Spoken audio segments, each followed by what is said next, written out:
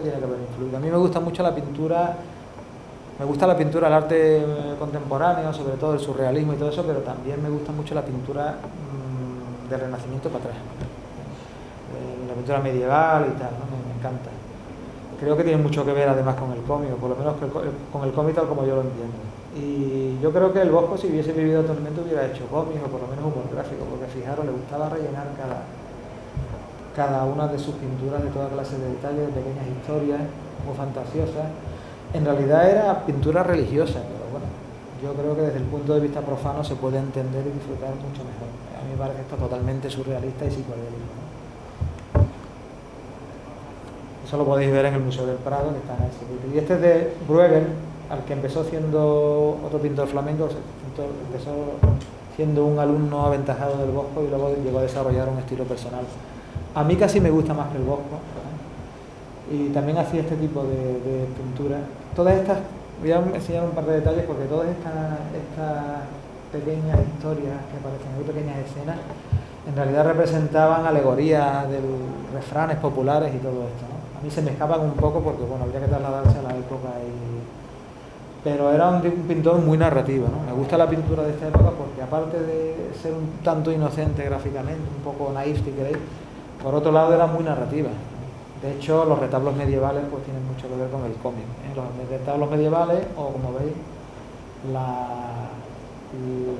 los libros ilustrados medievales, ¿no? Las miniaturas. Las cánticas, esto creo que es de las cánticas de Alfonso, creo que es de ahí. Hace poco hay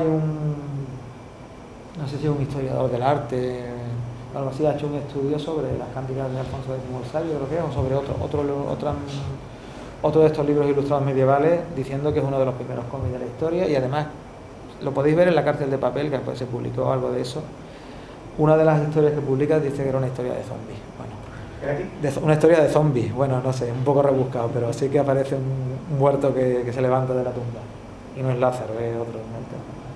Y bueno, por resumir un poco, referencia cinematográfica, a ver las bailas también, a ver las bailas. Me gusta mucho el cine mudo, sobre todo en los últimos 10 o 15 años me he empapado de cine mudo, y el que más me gusta es Buster Keaton, ¿no? Me gusta, yo qué sé, pues por ese toque, me gusta esa inexpresividad de su cara y todo lo que era capaz de expresar sin cambiar la expresión de su cara, ¿no? Y esas historias además, eran siempre historias de perdedores, él era un perdedor siempre, que bueno, que al final siempre triunfa, no pasa la vida real. Luego veréis que también forma parte un poco de mi universo gráfico, ¿no? Buster Keaton. Por supuesto también me gusta Chaplin mucho, ¿no? Pero bueno, no hace falta que meta una imagen de Chaplin porque todo el mundo lo conoce.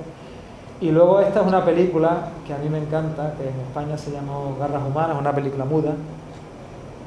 Yo a veces me pregunto por qué inventaron el cine sonoro con lo maravilloso que es el cine mudo. No, es broma, ¿no? Pero vamos. Lo cierto es que el cine mudo hay verdaderas maravillas, que si te cambias un poco el chip y te olvidas un poco de cómo se entiende el cine actualmente, lo puedes disfrutar. Y esta película, mi amigo Ale, el que he nombrado antes, dice que es una historia totalmente fricciana, yo no sé, os resumo. Esto es del director Todd Browning, el director sobre todo conocido por La parada de los monstruos, la famosa película Freaks, que hizo con monstruos de circo de la época, ¿no? Tienen una serie de películas que casi siempre ocurren en el mundo del circo, el trabajo en el circo, y son historias muy sórdidas casi siempre, pero a la vez con algo de ternura. Yo creo que tienen mucho que ver con los cuentos de hadas clásicos, que todos tienen un punto sórdido, ¿no? Esta historia básicamente es de el protagonista es Lon Chaney, que era un lanzador de cuchillos manco, le faltaban los dos brazos y lanzaba el cuchillo con los pies. En realidad era mentira, era un asesino que había estrangulado a una persona y tal, y estaba huyendo de la policía y tenía 6 dedos en una mano. Entonces tenía que ocultar sus brazos porque si descubrían lo de los 6 dedos le pillaba la policía y los mandaban a la cárcel, ¿no? Y estaba refugiado en el circo haciéndose pasar por un tío al que le faltaban los brazos y le lanzaba cuchillos con los pies. Y se enamoraba de una trapecista, y esta mujer tenía una fobia enorme hacia los hombres porque no podía soportar que los hombres la tocaran.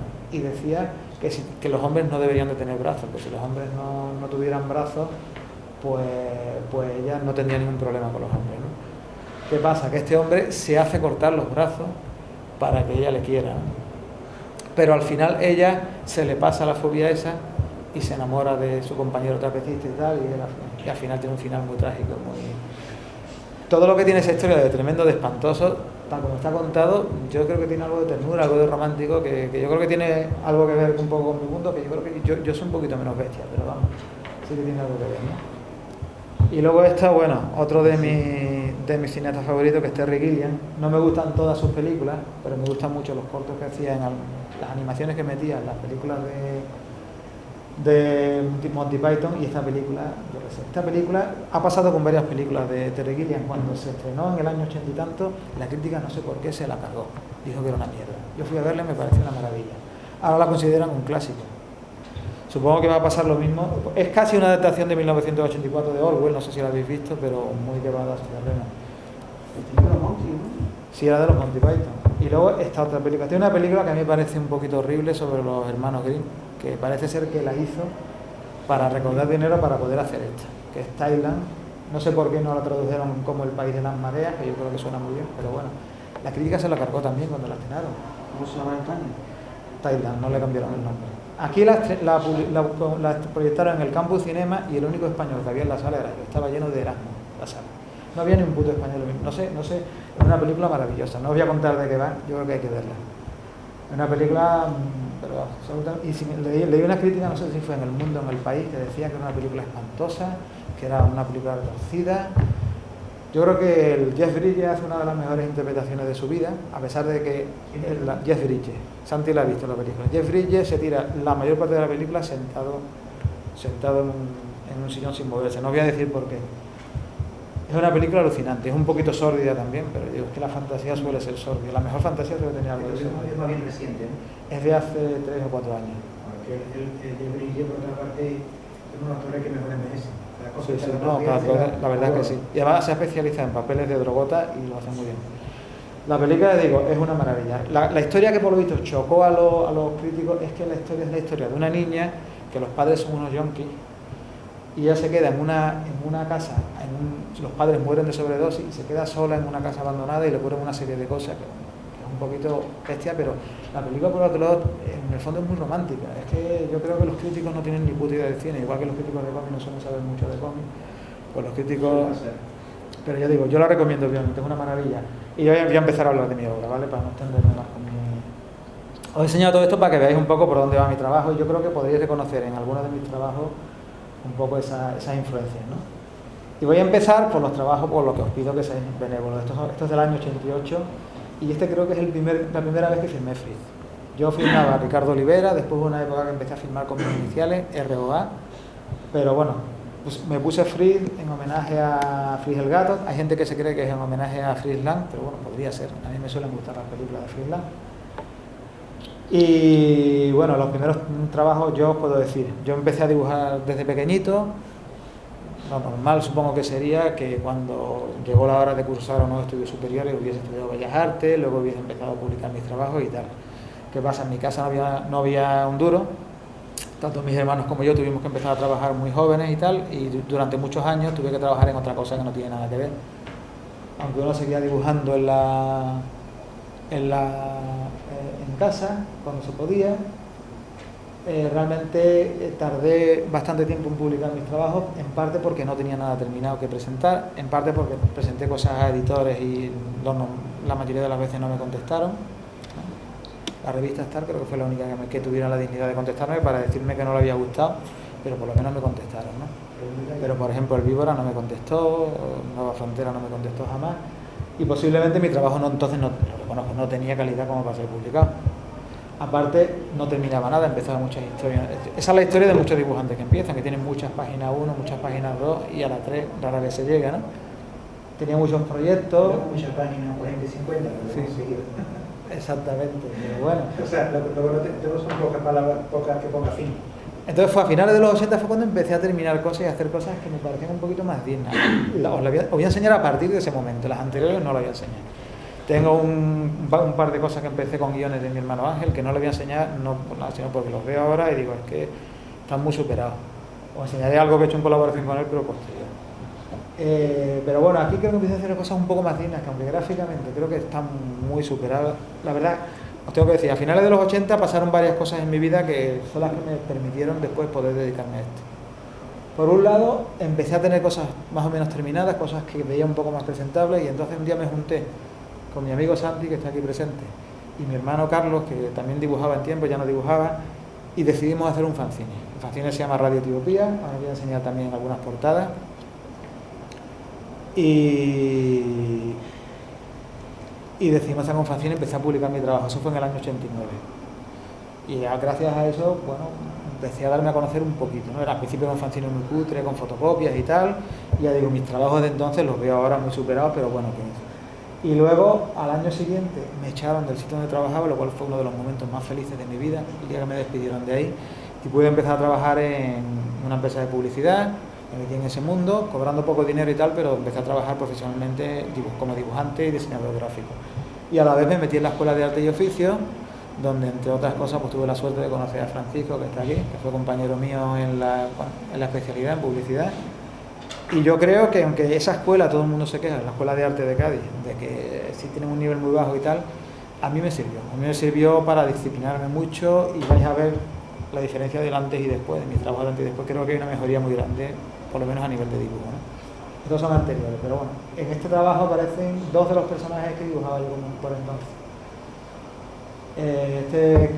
Este muchacho que ando subiendo es Benjamín, un personaje con el que intenté yo hacer algo parecido o a Little Nemo o al Filemón que os he enseñado antes, que era un personaje que en cada historia viajaba a un mundo fantástico. Y luego esta es una paranoia mía muy extraña, pero yo creo que es interesante, que se llamaba Gigantes, que eran, no sé si es lo siguiente que me tiro, ¿sí? Eran una especie de tiras cómicas que yo hice unas 10 o 12, no, creo que no llegaron ni a tanto, hice unas 7 o 8. Y eran esta especie de seres que eran una especie de tótem, que bueno, que me daba juego por un lado para filosofar un poquito y por otro lado para ciertos juegos visuales. Y fueron mis primeros intentos de hacer algo parecido a tiras cómicas, ¿no? Esta historieta tenía la particularidad que si le daban la vuelta se leía lo mismo, ¿no? Un poco. Y esta era otra.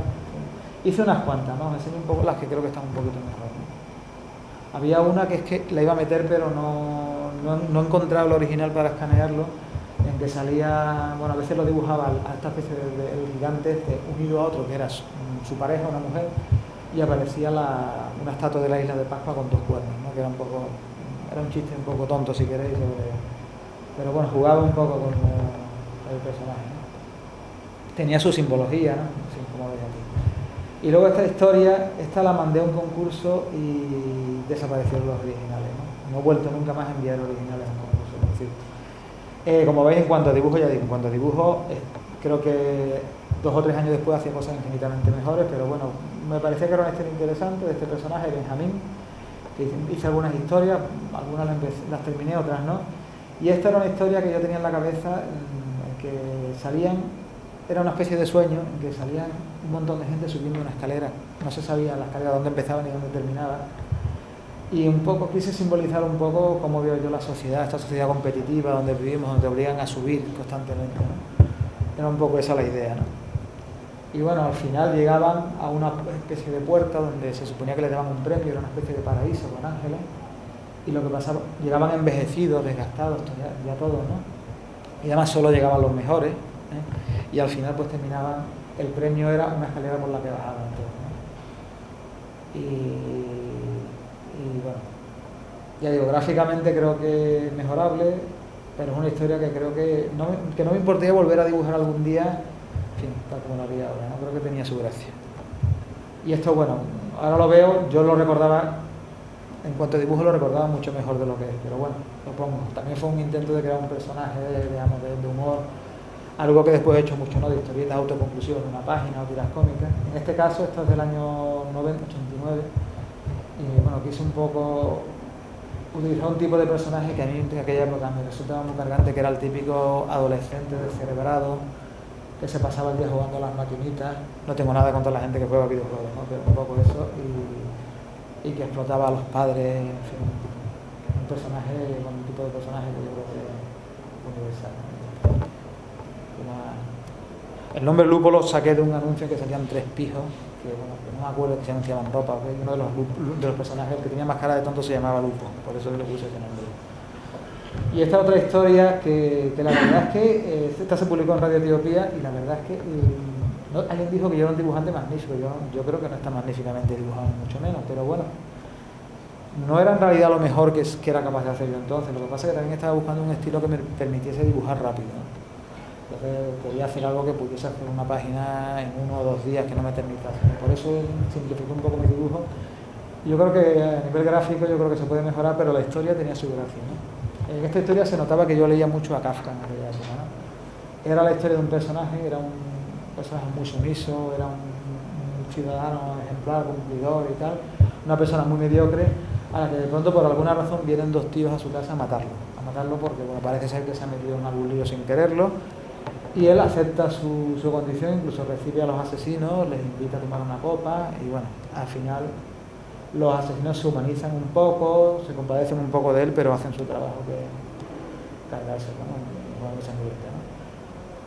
Es otra historia que no me importaría volver a retomar y volver a hacer una nueva versión porque creo que tiene su gracia.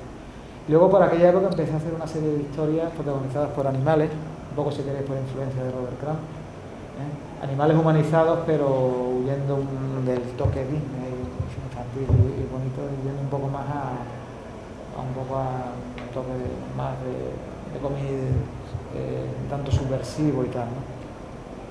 Esto se publicaba en Radio Etiopía. Ahora voy a enseñar un poco algunas portadas de Radio Etiopía. Radio Etiopía empezó a publicarse en el año 89 y el último número se publicó en 2005. O sea, yo creo que ha sido uno de los fanzines más duraderos que ha habido en España, no de los que más cantidad, porque prácticamente hacíamos un número al año, salieron 15 números en total. Pero bueno, la verdad es que hay una evolución muy grande. Pasamos de ser una revista fotocopiada, que la hacíamos entre 3 personas, a ser una revista que se publicaba en imprenta. El último número fue incluso subvencionado por la Diputación y con muchos colaboradores, llegamos a tener incluso algunos de prestigio. Este fue el primer número, el número 0. Y bueno, podéis ver un poco la evolución de las portadas, podéis ver un poco cuál fue la evolución de la revista y cuál es la evolución de mi dibujo. Las portadas no fueron siempre mías, los primeros números sí, pero bueno, voy a enseñar lo que son mis portadas.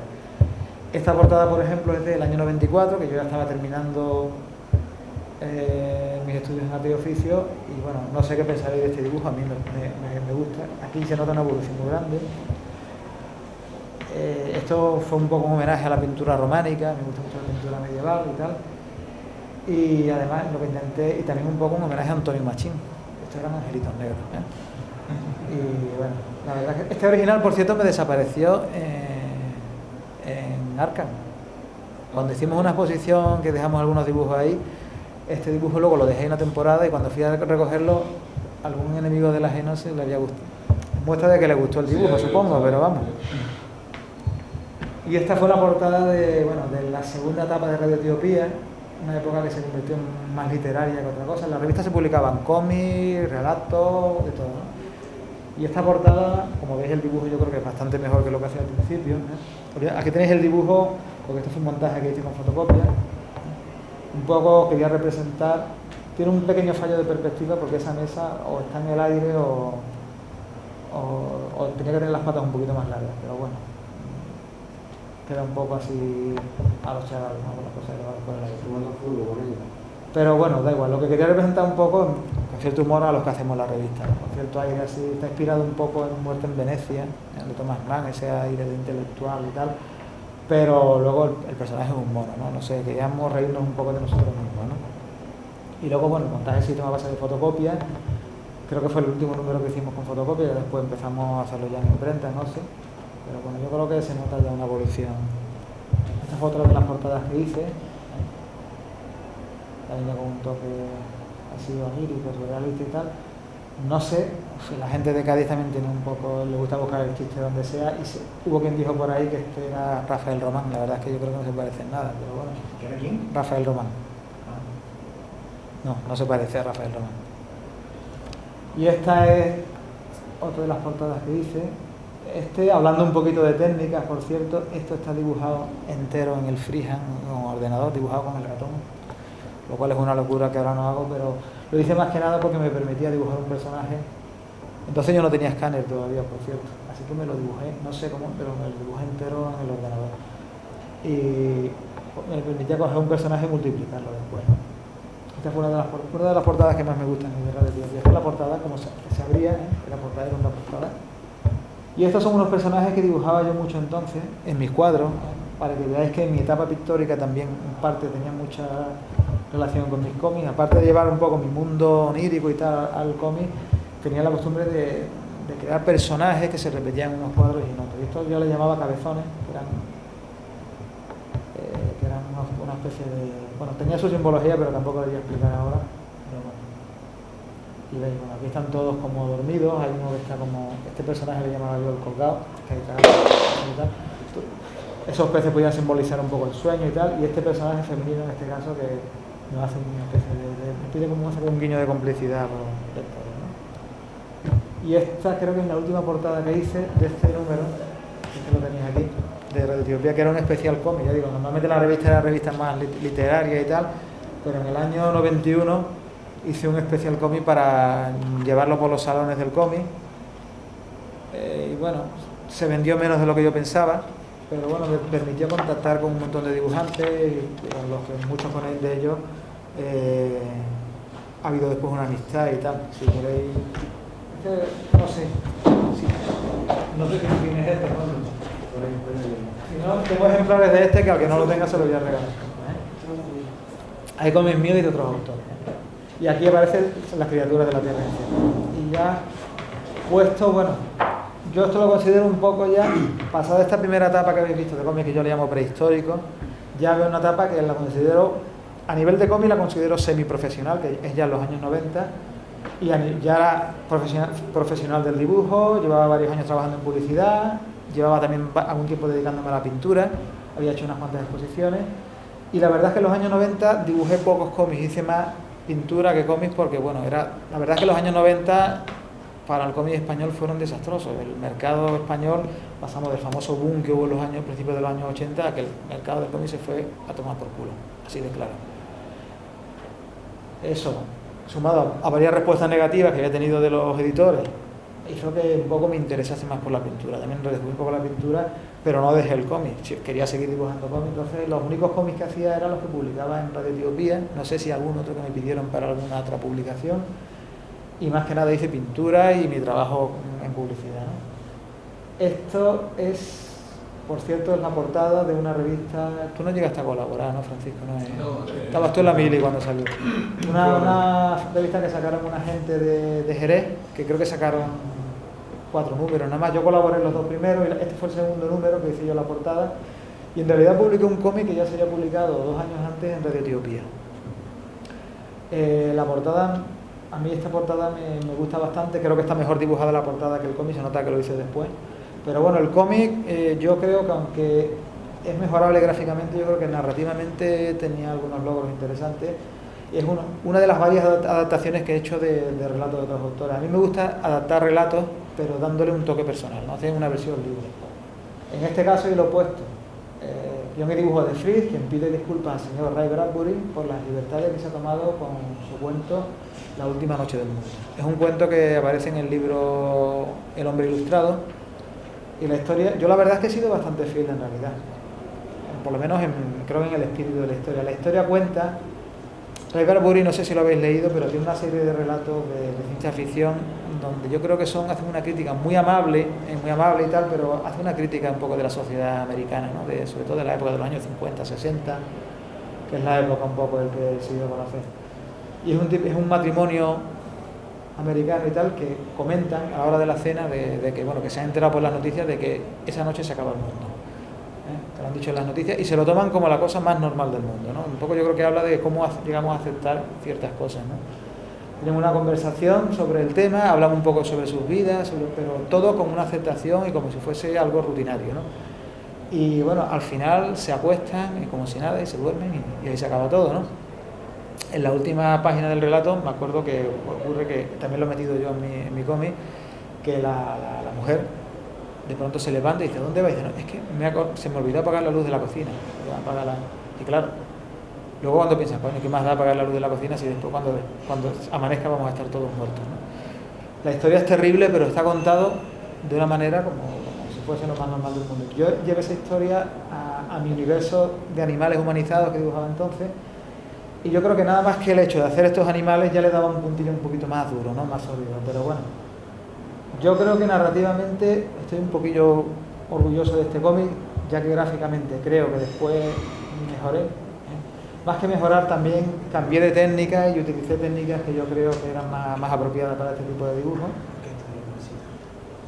Pero bueno, aquí además empecé a hacer algo que a mí me gusta mucho, que es meter elementos de la vida cotidiana, ¿no? A mí me gusta más dibujar a una señora fregando los platos que un tío en pijama con los calzoncillos por encima, subido encima del Empire State. Lo siento, pero a mí me parece más interesante. Sobre todo cuando en ese universo de gente que friega los platos, que lee el periódico o que se queda dormido en el sofá, pueden ocurrir a veces cosas sorprendentes, como este el caso, ¿no? Y bueno, aquí creo que también tiene algo un poco sobre la historia, sobre el aburrimiento de la vida matrimonial y todo eso, aunque yo la conozco de vida porque yo no estoy casado. Y bueno, aquí está ya hacia el final de la historia, cuando se ponen a reflexionar un poquito sobre su vida, ¿no? Y son como los patos, yo los veía un poco como animales que van al matadero, ¿no? Por eso dibujé esto. Y luego otra historia, que creo que es la última de las últimas que hice así con animales humanizados. Esta se publicó directamente en Rumble Bumble y esta ya de un par de años más tarde. Yo, aunque quedó un poquito oscura en la reproducción, pero yo estoy un poquito más satisfecho de esta historia. Esta es para que os hagáis una idea, la dibujé. Creo que por aquella época estaba en aquel momento todo el asunto de las niñas de Alcácer. Y a mí me indignaba mucho el tema del tratamiento que se le daba en los medios de comunicación, especialmente en el programa de Pepe Navarro, que era, no puedo decir en esa misma fecha, que era convertir un caso como ese en un espectáculo, ¿no? Eso y otras muchas cosas. Estaban empezando a poner reality shows en la tele, entonces yo puse Una familia de cerdos. Bueno, alguien me preguntó, creo que tú me preguntaste una vez, que no terminabas de entender cuál era el posible mensaje, digamos, entre comillas, de la historia. Yo creo que a mí me gusta que las cosas tengan una interpretación abierta, ¿no? Pero aquí salen esta gente tragándose una noticia de suceso mientras están devorando y comiendo como cerdos, la verdad es que llegó un comer muy duro y luego al final encima el tío se indigna mucho por un asesinato, pidiendo la pena de muerte a gritos y tal, algo que yo he visto en directo más de una vez, pero luego al final se levanta, vomita y sigue comiendo, ¿no? Y luego por otro lado está el juego un poco extraño que he metido, que lo que están viendo en la tele es ellos mismos, ¿no? Era un poco referencia a los reality shows, que todavía no existía Gran Hermano, pero ya empezaban a ver este tipo de cosas en la tele. Y un detalle también es que son cerdos y están comiendo jamón, lo cual son caníbales, ¿no? O sea, cada uno que saque las interpretaciones que quiera, ¿no? Pero vamos, digamos, esta historieta, tanto a nivel de dibujo como de historia, yo quedé bastante satisfecho, ¿no? Y luego esta historia es un poquito anterior, pero ya cambió un poco de estilo. El guión era de Lord Ben Burry, que lo puedo decir, ¿no? ¿Quién es Lord Ben Burry? Lord Ben Burry era uno de los colaboradores de Radio Etiopía, a veces escribía relatos, firmaba también a veces Bloody Mary, y hicimos una serie de cómics juntos, el guionista y el dibujante, aunque más que guión, lo que hacía él me hacía como un relatito y yo lo adaptaba. Y era mi amigo Santiago Cano, que está aquí. Que no sé si ha seguido escribiendo después, le di un poco abandonado, pero escribía relatos muy interesantes, muy de humor negro. Había un escritor americano que se llamaba Ambrose Bierce, conocido como autor de relatos de terror, pero sobre todo de humor negro. Tiene unos relatos de humor negro maravillosos. Que yo creo que tiene mucho que ver con esto. No llegué a empecé a hacer una adaptación de un cómic suyo, pero no pasó de la primera página, de un guión, de un cuento suyo, perdón. Pero estos relatos yo creo que tenían mucho de él, ¿no? Y en este caso, bueno, la historia no lo voy a contar en detalle, pero era un niño que miraba, era un ambiente así decimonónico y tal, y en una familia muy estricta, muy cristiana y tal, con un padre muy severo, tan severo, cruel, ¿no? Que bueno, lo mejor de todo para mí es esta página en la que el niño tiene la mala costumbre de mirar por la cerradura y ve cosas que no debería de ver, ¿no? Como siempre hay un cuarto donde tiene prohibido la entrada y mira por la cerradura. Y bueno, la escena que me encantó y que me hizo a mí adaptar este cuento de Santi fue la escena que el padre pilla al niño mirando por la cerradura y le castiga así, ¿no? A mirar por la cerradura sin poder cerrar el ojo durante unas pocas de horas, ¿no? Al final no he metido la página, bueno, he puesto detalles porque me gustan en concreto, ya digo, hay algunas cosas que hoy día repetiría, pero hay algunas viñetas, hay algunas tiras en concreto que me gustan mucho. Y hay una escena en que el médico llaman al niño, porque claro, el niño después de tirarse un montón de horas con el ojo así, pues tienen que llamar al médico, y el médico le echa una bronca al padre, ¿eh? Claro, al principio pensamos que es porque que como esté tan bestia de hacerle esto a su hijo, y al final no, le echa la bronca por no haber perseverado en el castigo. Dice, es mejor que su hijo se quede ciego a que sea un niño desobediente, ¿no? Ese tipo de humor a mí, en fin, me pareció muy, muy interesante, y aquí tenéis algunas de las cosas que veía el niño a la hora de hacer la vida, ¿no? Este es otro cómic que me gustaría reeditarlo, pero redibujaría aparte, ¿no? Porque hay la técnica, si queréis después hablamos un poco de técnica, si no da tiempo, es una técnica que se llama falso grabado, que yo la he utilizado mucho, es muy laboriosa para el cómic, ¿eh? Pero estaba yo experimentando todavía con esa técnica y hubo algunos dibujos que creo que quedaron un poco confusos, ¿no? Por eso me gustaría volver a dibujarlo, pero bueno. Sí, el cómic anterior lo vi en tu página web. Sí, está. Y me recordó mucho a La Naranja Mecánica. ¿Cuál? Lo primero lo que pensé. ¿Este? No, el siguiente. Sí, estas tiras, sí, ya te digo, este cómic tiene cosas que me gustaría dibujar, pero en concreto estas tiras me gustan mucho, entonces las suelo enseñar bastante. Sí, además tienen algo que por sí mismo ya tiene algo que funciona. Bueno. Y esta es la misma línea, un poco de niños así un poco inquietante y siniestro, otro guión de Loren Burry. Esto se publicó en Radio Etiopía y después en Cretino, que es un fanzine de Madrid. Está muy bien. Y bueno, esto es una historia que viene de un libro de historias moralejas cristianas, algo así, ¿no? Un libro muy antiguo, a lo mejor puede ser de los años 20 o 30, puede ser, ¿no? Y eran historias con moraleja, pero son terroríficas, para que veáis que, bueno, a uno le pones a veces decir un poco bestia, pero es que realmente, en realidad, yo creo que la historia está hasta suavizada, yo creo que es más bonita. La historia es la historia de un niño, es un niño ejemplar, aquí lo veis en traje de primera comunión, un niño pobre, su madre es una santa, el niño es muy bueno, va a misa todos los domingos y tal, pero le tienta al demonio, que aquí el demonio lo convertí yo en un enganchado de la calle, un camello o algo así, y le tienta al demonio y le dice, y lo convierte en un servidor del demonio, ¿no? Entonces le pone a prueba, y la prueba que le pone es que mate a su madre, le saque el corazón, lo cocine y se lo coma, ¿no? Si tú eres capaz de hacer eso, y al final cocina, lo hace, y en castigo por su pecado se le quema la lengua, se le infecta y se muere de la infección, ¿no? Fijaros, una historia con moraleja terrible, a nosotros nos parece puro humor negro, entonces en ese sentido fuimos muy fieles a la historia, casi lo único que hicimos fue el tratamiento gráfico, ¿no? Pero la historia es que realmente era así, ¿eh? Y luego se nos ocurrió la idea, uno de esos proyectos que quedaron ahí de momento parados, era de hacer toda una serie en la que se diesen estos demonios, que son los que contaban un poco la historia, ¿no? Leían el libro. Y aquí experimenté un poco con distintas técnicas, buscando un poco, es lo que me gusta, probar técnicas distintas, distintos tratamientos para buscar efectos distintos, ¿no? De la primera parte es como la parte idílica, como el niño con su madre santa y todo esto, le dio un tratamiento así como más suave, con aguadas y todo esto, y luego ya me metí en el falso grabado, primero metiéndole grises, ya sin grises ni nada, como para buscando un mayor impacto, una imagen como más violenta, ¿no? Y bueno, la verdad es que es un trabajo, tipo de trabajo que me gusta. Y esto, la técnica es la misma, y este es lo único de zombies que he hecho en mi vida. Esto pensaba hacer una serie, hice 2 historias, quería continuar. Lo que pasa es que si yo se lo ofrezco a algún editor, por ejemplo a Lorenzo, el de Ya me dije. esto no sé si lo van a colgar en internet, lo mismo lo ve él, pero bueno, a mí me dijo que mis trabajos que le gustan mucho, pero que los ve difíciles de vender. Seguramente esto le parecería demasiado intelectual, ¿no?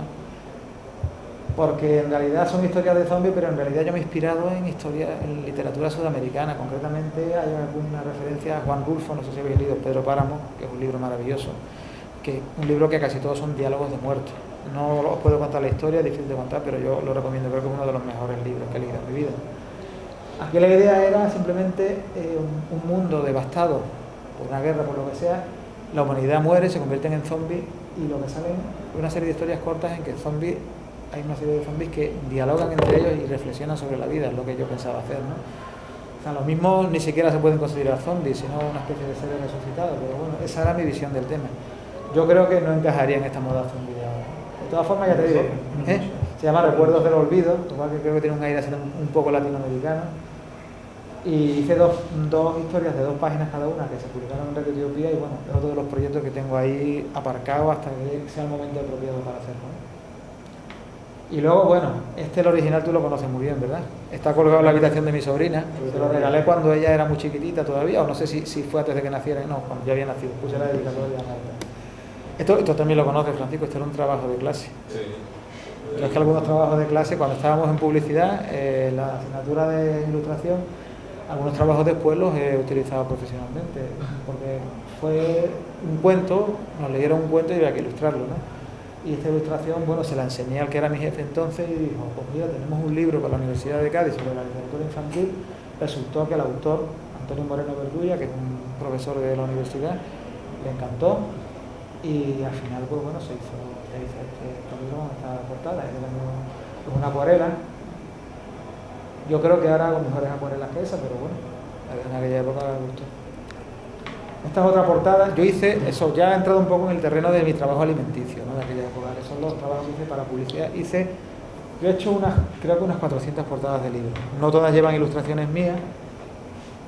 Muchas veces lo que hacíamos era utilizábamos tratamientos, o sea, fotografías tratadas digitalmente y otras veces o fotomontaje y otras veces simplemente pues era una imagen que nos daban y era puro diseño gráfico, ¿no? Pero a veces tenía la oportunidad de meter ilustraciones mías. En este caso, el tema me venía al dedillo para hacer un homenaje a Tintín, concretamente al álbum El Loto Azul. O sea, la imagen es un homenaje, o sea, yo creo que no es un plagio. O sea, alguien me pregunta, es que tengo que lo sacar de ahí, a una de las historias que más me gustan a mí, que por cierto me la acabo de releer anoche, de Tintín, de Loto Azul. Aparte, y como curiosidad diré que esto está dibujado también entero en el ordenador con freehand. Tardé muchísimo más de lo que hubiese terminado a mano, pero en aquella época no tenía escáner y cuando podía hacer algo así lo hacía directamente con el ordenador y me permitía ese aire de línea clara que tenía, ¿no? El fondo está hecho con acuarelas, es lo que se llama un papel de agua, ¿no? Mojando un papel y buscando una textura así y tal.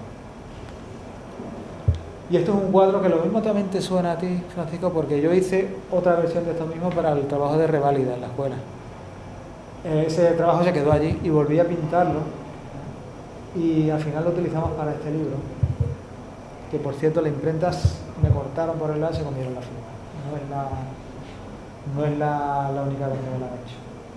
Y bueno, esto es la técnica también, si te voy a hablar un poquito, lo que hice fue una técnica que empleé un poquillo. Esto es pintura, básicamente, esto es en acrílico. Pues sobre un cartón, pues un papel de seda arrugado y luego pinté lo pegado con la cola y sobre la textura del papel de seda arrugado es lo que daba esta textura que a mí me recordaba un poco a lo que son las imágenes de vía satélite, ¿no? De un terreno montañoso y tal, ¿no? Y esta es una colección que todavía se está publicando de las siguientes colecciones. El diseño lo hice yo.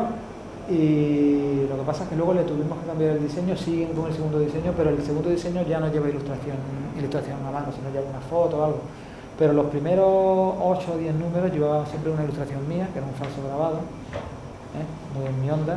Y en este caso, no nos suena que este es un edificio que está en la Plaza de Candelaria, y la Plaza Candelaria con las palmeras esta salomónica, porque esta casa pertenecía al conde de Maule, que bueno, no recuerdo muy bien quién era, pero el libro trata sobre ese conde, un aristócrata chileno creo que era. Y luego está una de las últimas portadas que hice cuando trabajaba en la empresa de publicidad, en Creasur, que bueno, fue una de las pocas oportunidades de hacer una portada de un libro sobre un tema que a mí me interesa. A mí me gusta mucho Borges.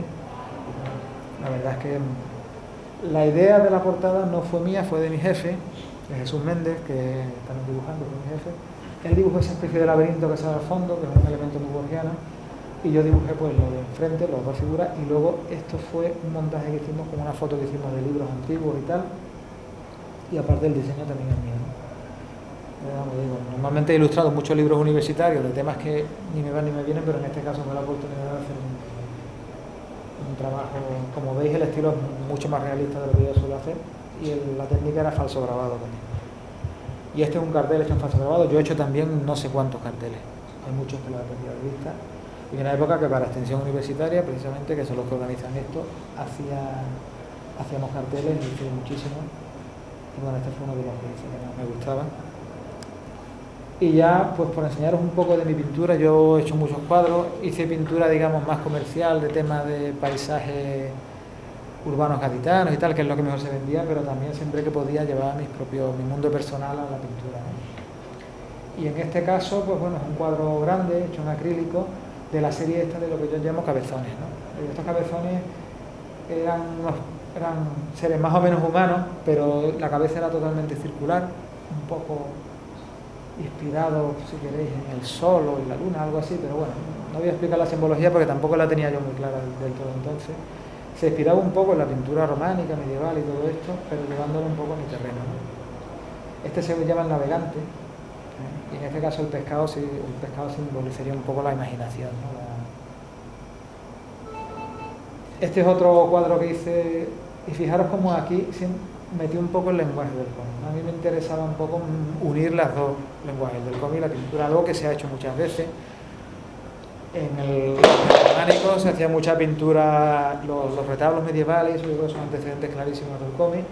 Y luego hay, por ejemplo, un cuadro posterior de Botticelli, que no me acuerdo cómo se llama, que lo vi una vez en una exposición en el Museo del Prado, en que aparece una secuencia de 3 imágenes que cuenta una pequeña historia. Y a mí me interesaba mucho hacer eso, ¿no? Hice algunos experimentos, uno era este, el personaje que se hunde ahí. Otro era este, que es un cuadro grande, que lo tengo en mi casa todavía. Este se llama un suceso casual, y son 2 imágenes. La idea es que, bueno, es una idea muy vaga, como esperando que cada uno, como veis, luego me inspiré en esta imagen para la portada esta de Radio Etiopía. Hay varios personajes que están como dormidos, como meditando y tal, y luego, bueno, uno parece que se ilumina, ¿no? Este sería un iluminado que de pronto encuentra, ve la luz de alguna manera y ve un poco cuáles son las actitudes de los demás personajes. Hay uno que sería el colgado este que sigue en su mundo, ¿no? Y como puede estar tomando drogas o algo así, ¿no? Y luego el experimento más cercano que hice de mezclar pintura y cómic fue este, el viajero. Esto se publicó en Radio Etiopía en blanco y negro.